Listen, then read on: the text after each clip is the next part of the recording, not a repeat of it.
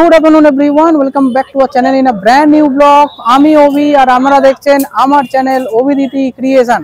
এই মুহূর্তে আমি দাঁড়িয়ে আছি 400 বছরের পুরনো ঐতিহ্যবাহী ব্যান্ডেল চার্চের সামনে। এই পেছনেই হচ্ছে ব্যান্ডেল চার্চ। আমি আজকে চলে এসেছি হুগলির এই ব্যান্ডেলে। তো এই ব্যান্ডেল কথার অর্থ কি? ব্যান্ডেল পর্তুগিজ ভাষা একটা শব্দ। তো এই পর্তুগিজ ভাষায় এই ব্যান্ডেল মানে হচ্ছে জাহাজের মাস্তুল। তো হঠাৎ এইরকম জাহাজের মাস্তুল কেন নাম হলো, এর ইতিহাস কি আছে, সমস্ত কিছু তোমাদের সাথে শেয়ার করব। এবং এই ব্যান্ডেল চার্চ কখন থেকে কখন খোলা থাকে, এন্ট্রি ফি কি আছে, আর কি কি এখানে দেখতে পারবে, এই সব কিছু তোমাদের সাথে শেয়ার করছি এই ভিডিওতে। তো চলো ভিডিওটাকে শুরু করা যাক। ব্যান্ডেল চার্চ আসার জন্য সবথেকে বেস্ট ট্রেন শিয়ালদা থেকে সকাল 8:06 শিয়ালদা কাটোয়া লোকাল। আমি এই ট্রেন বিধাননগর থেকে ধরেছিলাম। এটাই একমাত্র ট্রেন যেটা শিয়ালদা থেকে ডাইরেক্ট ব্যান্ডেল অবধি আসা যায়। এছাড়াও যারা আপনারা হাওড়া থেকে আসবেন, হাওড়া থেকে প্রচুর ট্রেন আছে লোকাল ট্রেন যেগুলো ব্যান্ডেল আসে, অথবা বর্ধমানগামী ট্রেন ধরলেও আপনারা ব্যান্ডেল চলে আসতে পারবেন।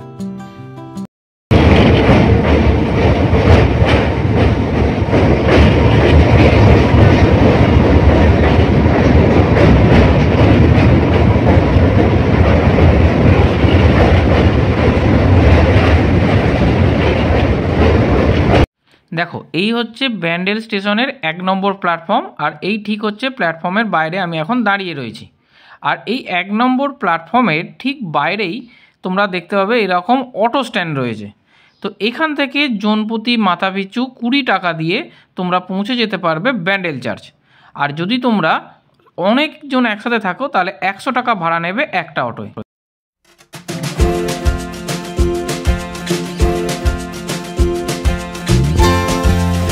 এই হচ্ছে ব্যান্ডেল চার্চের মূল এন্ট্রি গেট। আর এখানে বড় বড় করে লেখা রয়েছে, দেখে নাও, নো এন্ট্রি ফি, অর্থাৎ কোনো রকম প্রবেশ মূল্য নেই। এবং গির্জা দর্শনের টাইম হচ্ছে সকাল 8টা থেকে বিকাল 4:50 অবধি। ঠিক আছে, আর এই হচ্ছে ব্যান্ডেল চার্চ। তো চলো ভেতরে গিয়ে তোমাদের সাথে আরো ডিটেলসে সমস্ত কিছু শেয়ার করছি।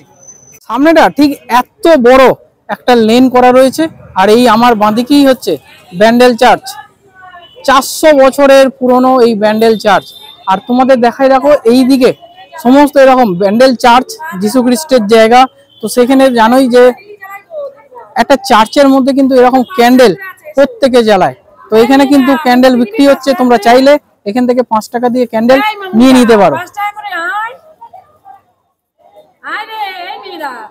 এবার জেনে নেওয়া যাক এই ব্যান্ডেল চার্চের একটু ইতিহাস। এর ইতিহাস জানতে গেলে আমাদের আজ থেকে প্রায় 400 বছর আগে ফিরে যেতে হবে।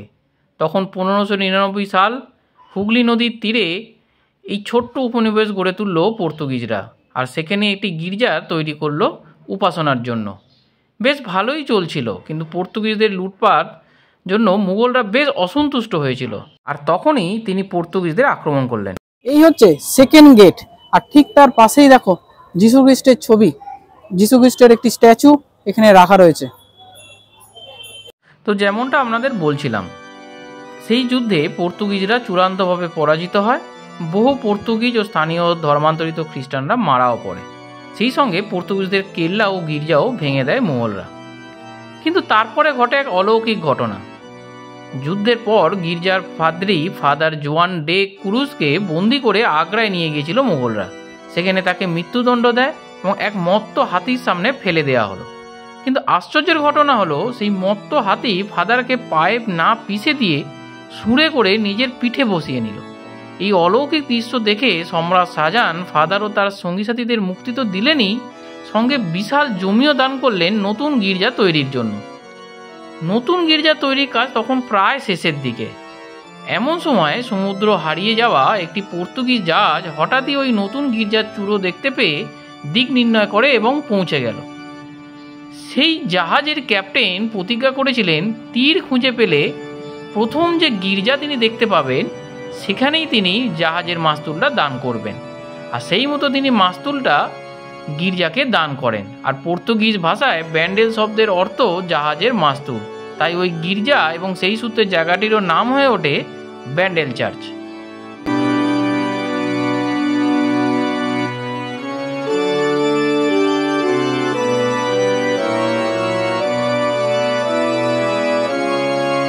চার্চের দেয়ালে কিছু কথা লেখা রয়েছে যেগুলো মনে করা হয় যীশু খ্রিস্টই বলেছিলেন। যেমন হচ্ছে, পরের বিচার করতে যেও না, তাহলে তোমাদের বিচার করা হবে না। পরকে দোষী করো না, তাহলে তোমাদেরও দোষী করা হবে না। পরকে ক্ষমাই করো, তাহলে তোমাদের ক্ষমা করা হবে। আর এই পরের কথাটা দেখুন, কি সুন্দর লাগলো দেখুন, যে বিশ্বাস করো যে আমি পেয়েই গেছি।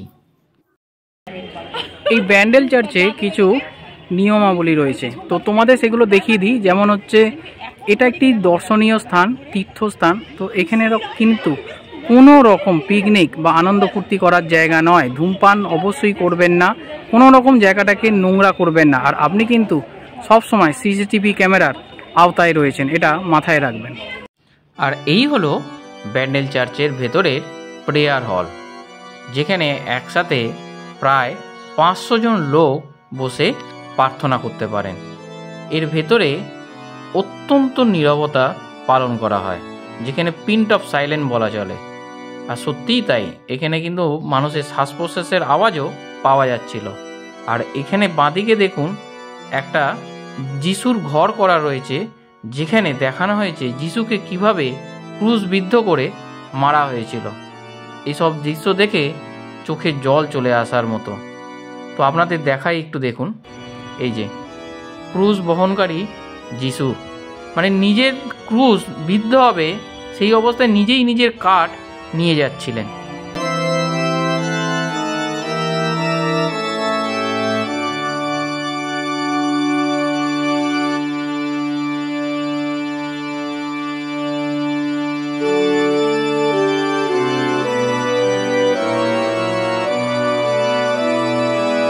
যে কোনো চার্চ বলতেই আমরা যা বুঝি, সেখানে থাকবেন যীশুখ্রিস্ট এবং তার সামনে জ্বালানো হবে বড় বড় মোমবাতি বা ক্যান্ডেল। ব্যান্ডেল চার্চও কিন্তু তার ব্যতিক্রম নয়। আর ব্যান্ডেল চার্চ মানে আরও বড় বড় মোমবাতি সেখানে জ্বালানো হয়। এখানেও তাই, আপনারা বাইরে থেকে যে মোমবাতি আপনারা কিনবেন, তা কিনে এনে কিন্তু এই পার্টিকুলার একটি জায়গা তৈরি করা হয়েছে, সেখানেই আপনারা মোমবাতি জ্বালিয়ে যীশুখ্রিস্টের উদ্দেশ্যে আপনাদের মনস্কামনা রাখতে পারেন। আর এই হচ্ছে সেই রং বেরঙের মোমবাতি, যা দেখার জন্যই অনেকে এই ব্যান্ডেল চার্চে আসেন।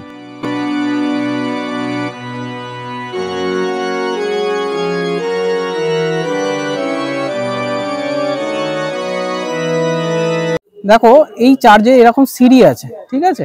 এই যে নিচে এখানে দেখালাম তোমাদের, ওইখানে হচ্ছে বাতি জ্বালবে, জেলে ঠিক তার পাশ দিয়ে এই সিঁড়ি, সেই সিঁড়ি দিয়ে ওপরে উঠে আসবে।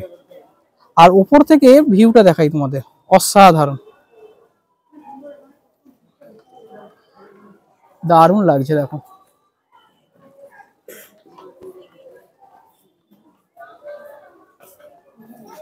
ওপরে উঠে আসার পরে তোমরা এরকম চার্চের ঠিক মাথাটা দেখতে পাবে, যেটা নিচ থেকে পরিষ্কার দেখা যায়। আর এখানেও কিন্তু তোমরা মোমবাতি, রং বেরঙের মোমবাতি, এগুলো সবই নিচে থেকে তোমাদের নিয়ে আসতে হবে, এখানে তোমরা জ্বালাতে পারো।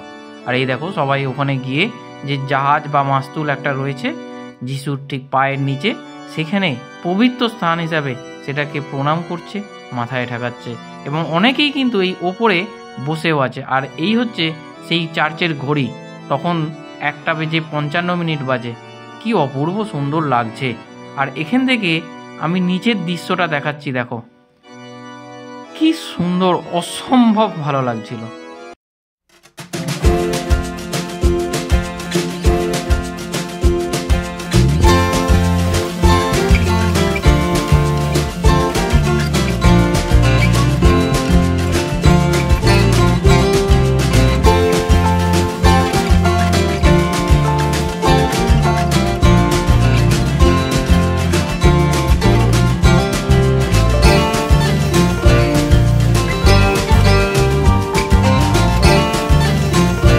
সুবিশাল এরিয়া আর এত সুন্দর জায়গা যে তোমাদের কি বলবো। পুরো ভেতরটা তো তোমাদের ঘুরিয়ে দেখালাম। প্রেয়ার রুমের উপরে ফোন কিন্তু সাইলেন্ট করে তোমরা ঢুকবে যারা আসবে।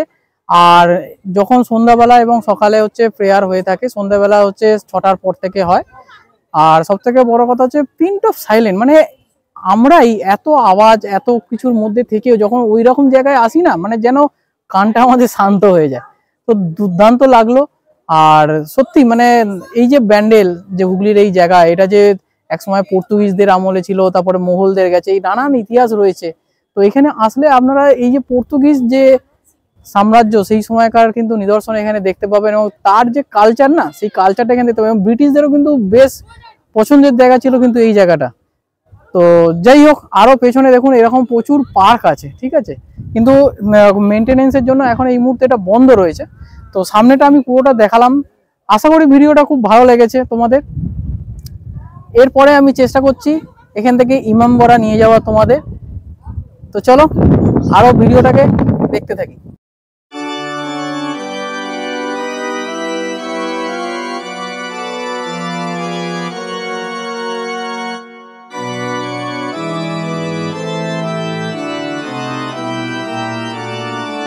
ব্যান্ডেল সিরিজে না আমাদের একটার পর একটা পপ আপ লেগেই আছে।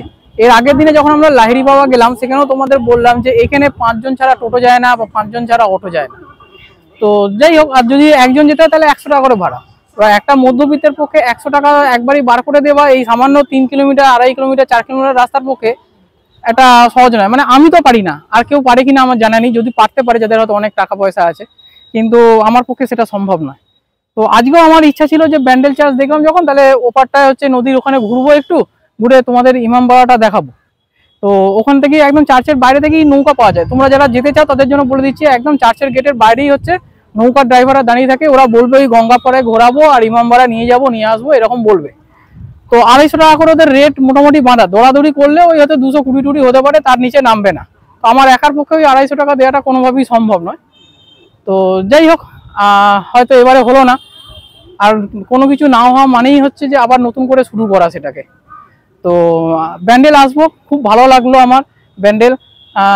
তবে ব্যান্ডেলে আরো অনেক কিছু দেখার আছে, ঠিক আছে। এইভাবে একটা এপিসোডে কখনোই ব্যান্ডেল ঘোরানো সম্ভব নয়, কারণ এখানে শুধু পর্তুগিজদের যে আগমন হয়েছিল তা তো নয়, পর্তুগিজ ছিল, মুঘল ছিল, ব্রিটিশ ছিল, তা এরকম স্থাপত্য না এখানে প্রচুর আছে। তো সময় করে একদিন আসবো, কোনো একদিন অন্য কোনো সময়, এবং সেই ভিডিও অবশ্যই চ্যানেলে পোস্ট করব। তো ভিডিওটাকে যদি ভালো লেগে থাকে আর এরকম ভিডিও যদি তোমরা দেখতে চাও তাহলে চ্যানেলটাকে একটু সাবস্ক্রাইব করে দিও, আর পাশে থাকা বেল আইকনটাকে অবশ্যই প্রেস করে দিও, যাতে যখনই একটা ভিডিও দেবো তার নোটিফিকেশন পৌঁছে যায় তোমাদের কাছে। তো আজকের মতো ভিডিওটাকে এখানেই শেষ করছি, টাটা বাই।